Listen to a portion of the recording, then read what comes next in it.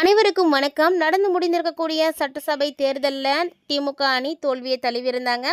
இந்த தேர்தல் தோல்வி குறித்து ஆலோசிக்கிறதுக்காக திமுக மாவட்ட செயலாளர்கள் கூட்டம் சென்னை அண்ணா அறிவாலயத்தில் நேற்று நடைபெற்றது. இந்த கூட்டத்தில் பேசிய திமுக தலைவர் ஸ்டாலின் அவர்கள் தாவேகா ஆட்சி எந்த நேரத்திலும் கவலலாம் அப்படின்னு பேசியிருக்காரு. மேலும் இவர் பேசிய இந்த ஒரு செய்தியானது இப்போது மிகவும் பரபரப்பை ஏற்படுத்தியிருக்குன்னு தான் சொல்லணும். எந்த நேரத்திலும் ஆட்சி கவலலாம் அப்படின்னு இவர் சொல்லியிருக்காரு, என்ன நம்பிக்கையில் சொல்லியிருக்காரு, என்ன விஷயங்கள் எல்லாம் அங்கே பேசப்பட்டிருக்கு அப்படின்றத பற்றியெல்லாம் தொடர்ந்து இந்த பதிவில் நம்ம பார்க்க போகிறோம். கூடவே பார்த்தீங்கன்னா சட்டசபையில் உதயநிதி ஸ்டாலின் அவர்கள் பேசின அந்த ஒரு வார்த்தையும் கடும் எதிர்ப்புகளை நோக்கி போயிட்டுருக்கு அப்படின்னே சொல்லலாம். அந்த ஒரு பரபரப்பை குறித்தும் இந்த பதிவில் நம்ம தெளிவாக பார்க்க போகிறோம். கண்டிப்பாக இந்த மாதிரி நிறைய அரசியல் அப்டேட்ஸை நீங்கள் உடனுக்குடன் பார்த்து தெரிஞ்சுக்கணும் அப்படின்னு நினைக்கிறீங்கன்னா நம்ம சேனலை மறக்காமல் சப்ஸ்கிரைப் பண்ணிட்டு ஃபாலோ பண்ணுங்கள். வாங்க இப்போ வீடியோக்குள்ளே போகலாம். 2026 வருடத்தில் நடைபெற்ற சட்டமன்ற பொதுத் தேர்தலில் திமுக அணி தோல்வியை தழுவியிருந்தாலுமே கூட தற்போது வெற்றி பெற்றிருக்கக்கூடிய தாவேகா இந்த ஆட்சி எப்போ வேணாலும் கவலலாம், ரெடியாக இருங்க அப்படின்னு ஸ்டாலின் அவர்கள் குறிப்பிட்டிருக்காரு. 2029 நாடாளுமன்ற தேர்தல் வரும் இல்லையா, அந்த தேர்தலில் சட்டமன்றத்துக்கு தேர்தலும் வரத்துக்கான வாய்ப்புகள் இருக்குது அப்படின்னு அவர் கூறியிருக்காரு. இந்த தோல்வியை நினைத்து கவலைப்படாமல் தீவிரமாக உழைக்கணும் அப்படின்னு மாவட்ட செயலாளர்கள் கூட்டத்தில் திமுக ஸ்டாலின் உரையாற்றியிருக்காருங்க.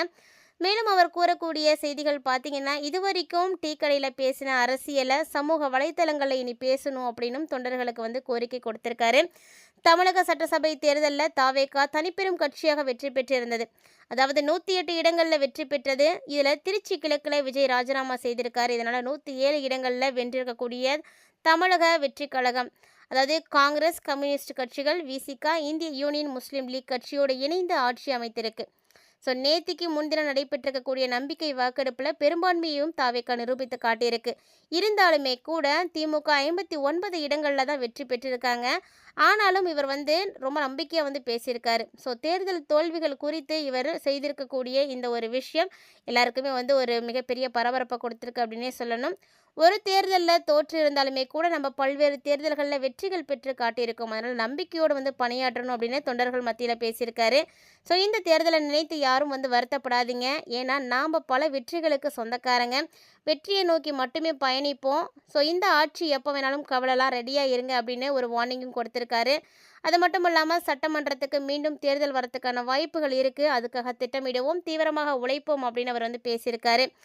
இந்த தமிழக வெற்றி கழகம் ஆட்சி அமைக்க நம்முடைய திமுக கூட்டணி கட்சிகள் தான் ஆதரவு அளித்திருக்காங்களே தவிர மற்றபடி அவர்களாக வெற்றி பெறலை அப்படின்னு சொல்லியிருக்காரு. தாவேகாவிற்கு பெரும்பான்மை கிடைக்காத இந்த நிலையில் ஸ்டாலின் நாளிதழ் ஒன்றுக்கு அளித்த பேட்டியில் திமுக எதிர்க்கட்சி வரிசையில் அமரக்கூடிய ஒவ்வொரு விதமும் கவனிக்கப்படும் அப்படின்னும் 6 மாதங்களுக்கு தாவேகா ஆட்சியை கவனிப்போம் அப்படின்னு சொல்லியிருந்தார்.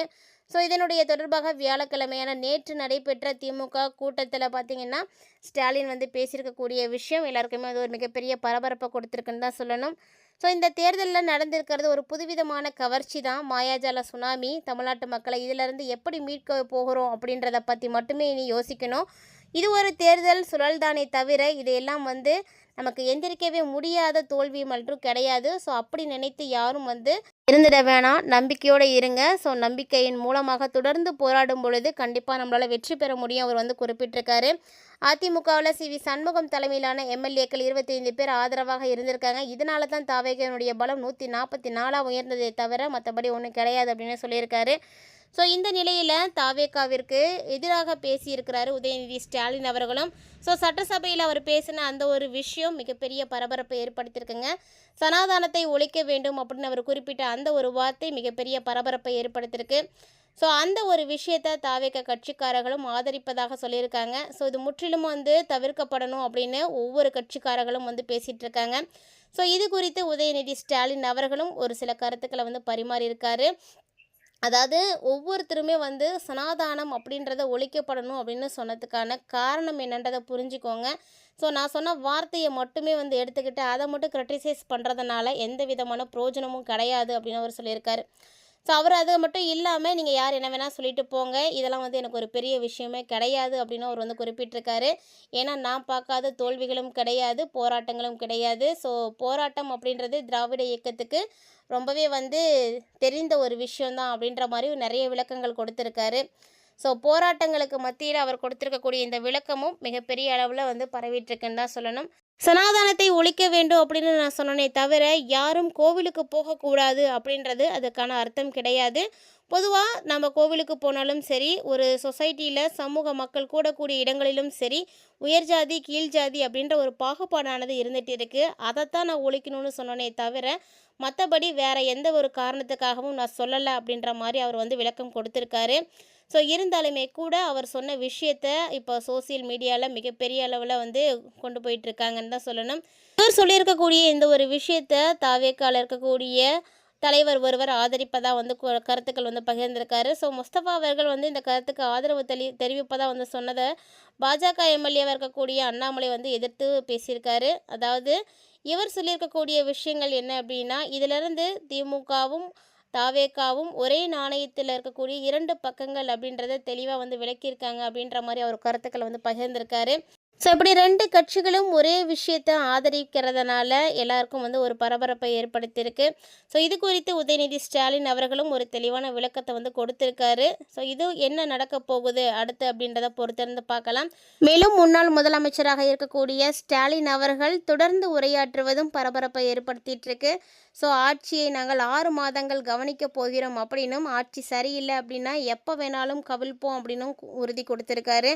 ஸோ இந்த ஒரு தோல்வி எங்களுடைய நிரந்தர தோல்வி கிடையாது, மீண்டும் எழுந்து வருவோம், நம்பிக்கையோடு எல்லாம் போராடுங்க அப்படின்னு தொண்டர்களுக்கும் அனைவருக்குமே வந்து உற்சாகத்தை கொடுக்குற மாதிரி பேசியிருக்காரு. ஸோ நம்பிக்கை ஊட்டக்கூடிய வகையில் அவர் பேசியிருக்கக்கூடிய விஷயங்கள் பார்த்திங்கன்னா தற்போது பரவிட்டுருக்குன்னே சொல்லலாம்.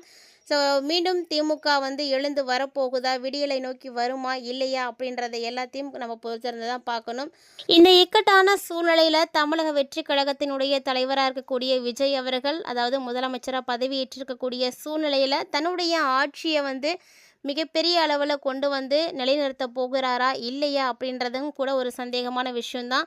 ஸோ பல போராட்டங்களுக்கும் சிக்கல்களுக்கும் நடுவில் ஆட்சி வந்து அமைஞ்சிருக்கு. ஸோ இதை எந்த அளவுக்கு கொண்டு போக போகிறார் அப்படின்றத நம்ம பொறுத்திருந்து தான் பார்க்கணும். ஸோ நல்லாட்சி மலரணும் அப்படின்றது மட்டும்தான் தமிழக மக்களுடைய மிகப்பெரிய ஒரு ஆசை, கோரிக்கை. அதுக்காகவே தமிழக மக்கள் இந்த ஒரு விஷயத்தை வந்து செய்திருந்தாங்க. ஸோ பொறுத்திருந்து பார்க்கலாம் யாருடைய ஆட்சி நல்லாட்சியாக வந்து மலரப்போகுது அப்படின்றத. யார் வேண்டுமானாலும் ஆட்சி செய்யலாம், ஆனால் தமிழக மக்களுடைய நலனுக்காக மட்டுமே வந்து பாடுபடணும் அப்படின்றது தான் மக்களுடைய கோரிக்கையாக இருக்குது. ஸோ இது குறித்து அடுத்தடுத்து என்ன விஷயங்கள்லாம் நடக்க போகுது, என்ன மாதிரியான ஆட்சி தமிழகத்தில் வந்து நீடிக்க போகுது, விஜய் அவர்கள் தன்னுடைய ஆட்சியை வந்து நீடிக்க போகிறாரா இல்லையா அப்படின்றத எல்லாமே வந்து மிகப்பெரிய ஒரு கேள்விக்குறி தான். இதற்கான விடைகள் நம்ம இன்னும் ஒரு சில காலங்கள் பொறுத்திருந்து மட்டும்தான் வந்து பார்க்கணும். ஸோ நீங்கள் என்ன நினைக்கிறீங்க? திமுக மீண்டும் ஆட்சி அமைக்குமா அல்லது தாவேகா தன்னுடைய வெற்றியை நிலைநிறுத்துமா? என்ன நினைக்கிறீங்கன்றதை மறக்காம வந்து கமெண்ட் பாக்ஸில் வந்து கமெண்ட் பண்ணுங்கள். இந்த வீடியோ உங்களுக்கு பிடிச்சிருந்தால் லைக் பண்ணி ஷேர் பண்ணுங்கள், மறக்காமல் கமெண்ட் பண்ணுங்கள். மீண்டும் மற்றும் ஒரு தலைப்பில் சந்திக்கலாம்.